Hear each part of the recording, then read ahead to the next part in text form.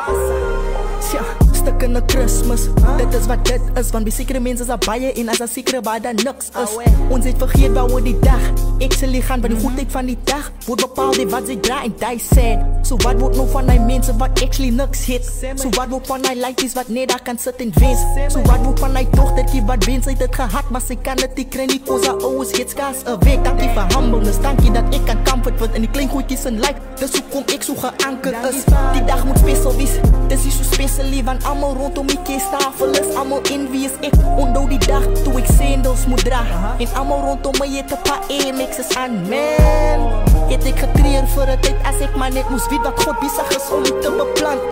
Sonder die chains van my seels ken bright genoeg, sonder die fame van die light die is humble genoeg. Flows insane the way my blessings oor kan loop. Never in vain, want alles dit is om terug te kan ploeg. Ons Christmas kan maar stuk in 'n stuk en sal dit nie bly nie. God het nooit gebesluit dat daar niks is vir jou en my nie. So gebruik nou die dag, kyk verby material stuff en is beter om te omhels as om mekaar af te trek stuk in 'n Christmas.